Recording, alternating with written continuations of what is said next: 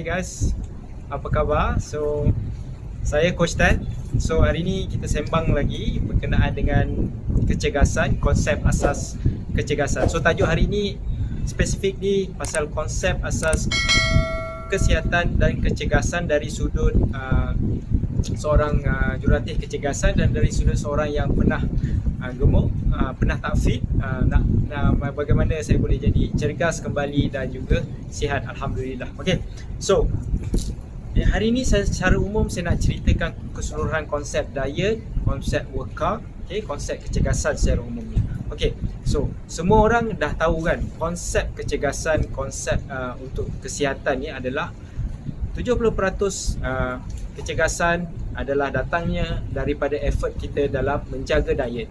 Manakala dalam lebih kurang 30% adalah melalui aktiviti fizikal kita. Tak kisahlah aktiviti fizikal anda apa pun.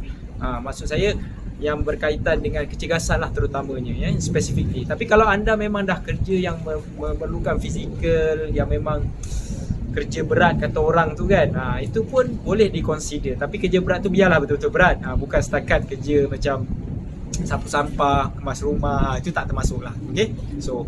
Semua dah faham tu, semua orang tahu.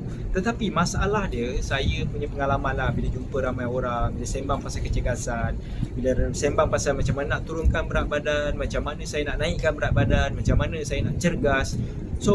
Saya bawa konsep yang sama. Saya cerita mereka kepada kawan-kawan saya ataupun mereka yang perlukan bantuan saya. Saya ceritakan perkara yang sama adalah 70% effort anda adalah pada diet, iaitu pemakanan, manakala lagi 30% pada aktiviti fizikal anda, kecergasan, senaman dan sebagainya. Apabila saya sebut 70% berkenaan dengan diet, mereka dah mengeluh. Mereka kebanyakannya dah rasa macam stres. Mereka rasa banyak dah putus asa. Seolah-olah begitulah. Tak semua tapi kebanyakannya. Kenapa? Sebab saya pun dulu macam tu. Okay? Sebab kita susah sangat nak jaga diet. Sebab makan kat Malaysia ni, especially di Malaysia, sangat sedap. Dan kita ada restoran 24 jam. Susah nak jumpa, nak kata orang tu elakkan daripada makan benda-benda yang sedap. Teringin je start motor, kayu basikal ke, start kereta ke, pergi restoran 24 jam kan, kalau tengah malam sekalipun. Ini masalah dia. Dan lagi satu, kita budaya Malaysia ni suka meraihkan orang, kenduri dan sebagainya. Nak jaga makan tu agak susah kadang-kadang. Sebab makan kat kenduri, bila ada majlis, kerajaan dan sebagainya, memang sedap-sedap. Saya faham. Saya pernah mengalami situasi yang sama. Diet yang dimaksudkan ni bukannya anda tak boleh makan, bukannya kita semua benda kita tak boleh makan, kita nak kena makan macam salad, sandwich, benda-benda macam tu, macam orang putih ke apa. Tidak. Sebenarnya apa budaya kita, makanan kita boleh makan, cuma kita kena tahu cara, kita kena tahu portion, kita kena tahu dia punya micronutrient balance dia. Of course, along the way saya akan ceritakan pada anda perkara-perkara ini secara peringkat demi peringkat. Of course, dalam video ni saya cuma fokuskan kepada konsep asas dahulu. Okay? Bila sebut 70%, 30%, tidak bermakna kita tinggalkan yang 30%. Dia mesti bersama-sama. Dia mesti berjalan sama-sama. Dia tak boleh asing. Sebab 70-30% ni bermaksud ia fokus kepada effort sebenarnya.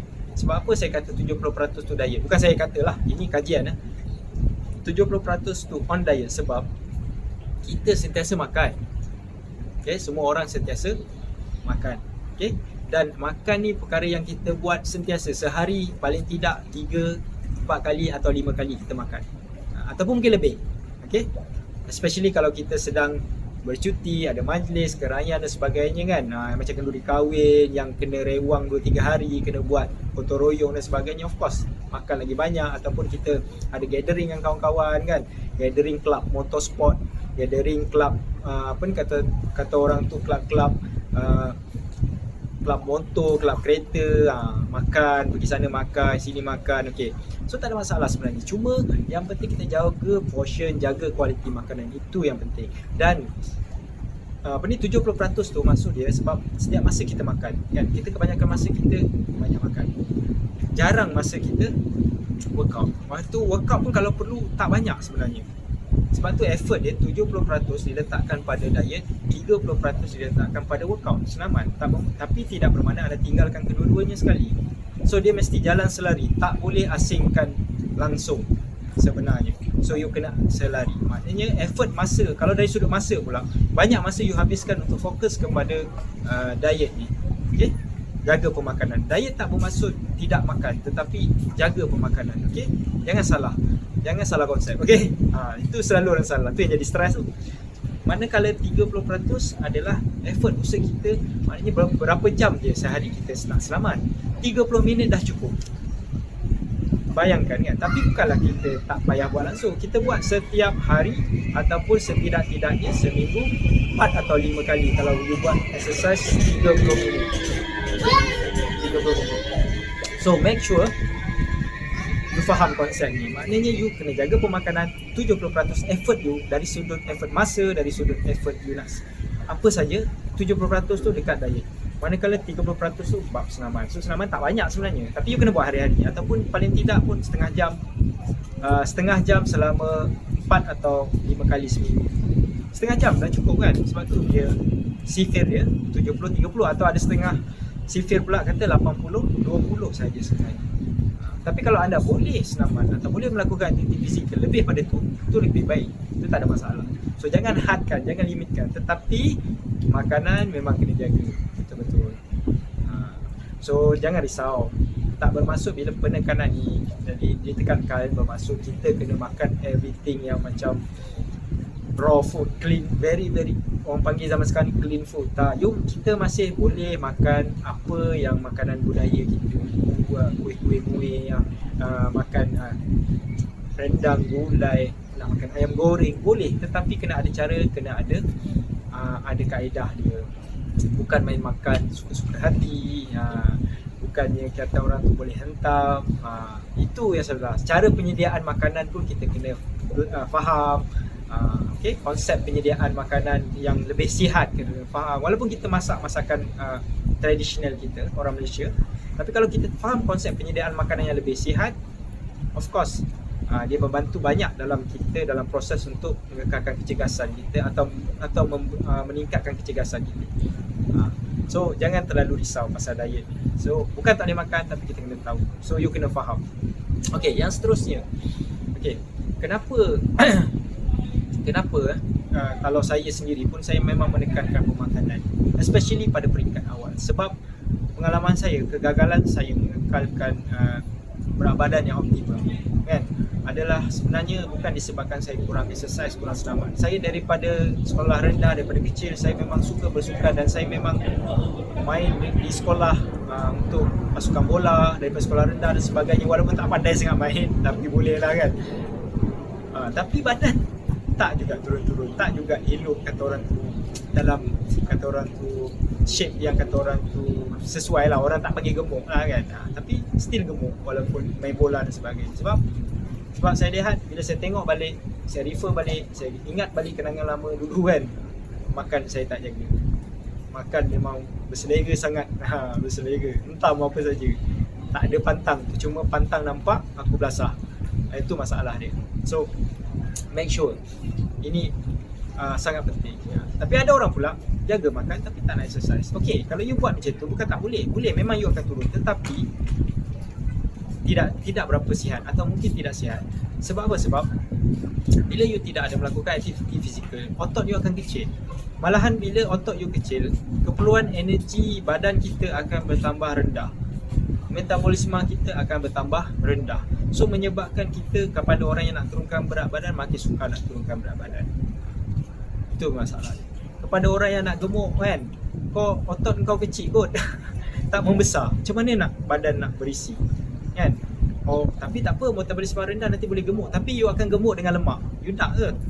Of course tak nak kan. Kita nak gemuk dengan masa otot, bukan nak masa sadar. Tetapi kata orang tu, biarlah kata orang tu, bukan kata orang tu gemuk, tapi ada sedikit masa, ada bentuk sedikit cantik lah kan, okey kata orang tu. Maknanya ada tenaga, ada kekuatan sikit, sebab kita pun perlukan strength, kita perlu build strength kita.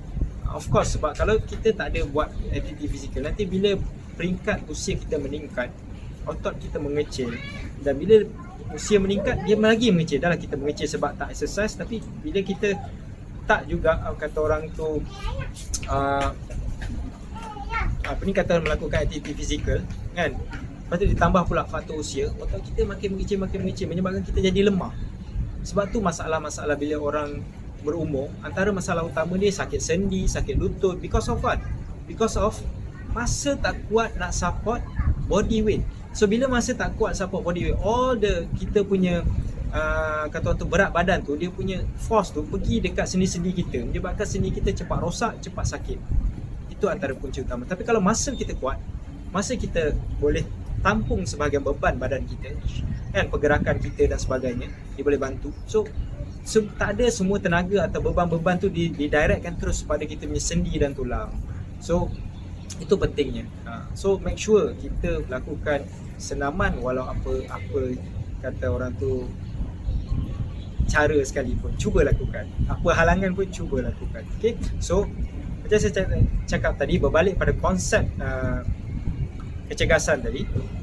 Kalau you nak jaga kesihatan, nak jaga kata orang tu, jaga kesihatan, kecergasan dan kesihatan, nak turunkan berat badan atau nak naikkan berat badan, sifir dia sama. Effort dia 70 ke 80% adalah berkenaan dengan pemakanan. Jaga pemakanan. Bukan tak makan, jaga pemakanan, maksudnya makan yang kualiti, makan berjadual, ikut jadual makan yang betul, makan benda-benda yang sihat, yang bersih, okey, halal, low cost, okey, dan juga at the same time workout, senaman, aktiviti senaman. 30% je effort senaman, tapi kena senaman, bukan tak senaman. Okay? Dan jangan lupa, sebab apa pentingnya sangat jaga makan, sebab apa fizikal kita yang kat luar ni, kesihatan kita ni sebenarnya adalah bergantung pada apa yang kita makan, especially di Malaysia, kerana kebanyakan penyakit yang hadir, yang wujud di Malaysia adalah berpunca dari makanan. Makanan adalah punca utama dia. So Malaysia pun dalam ranking tertinggi antara orang rakyat yang obes. So dan juga rakyat yang kurang aktiviti fizikal dia. So make sure kita ubah persepsi tu, kita jadi masyarakat yang lebih cergas dan sihat. Okay, so maafkan saya, harap perkongsian ni membantu. Jangan lupa subscribe pada YouTube channel saya, Fitness Agenda. So kalau anda ada apa-apa info atau pertanyaan nak tanya, atau nak suruh saya buat video berkaitan dengan apa-apa perkara yang sesuai, put dalam komen di bawah. InsyaAllah kalau saya ada kemahiran dalam bidang tu, kefahaman dalam bidang tu, ilmu dalam bidang yang tuan-tuan minta tu, saya akan cuba buat video untuk bagi penerangan. Okay, so andai perkara yang saya share ni bermanfaat, share dengan kawan-kawan. Jangan lupa subscribe ya. Okay, bye. Sweat and smile.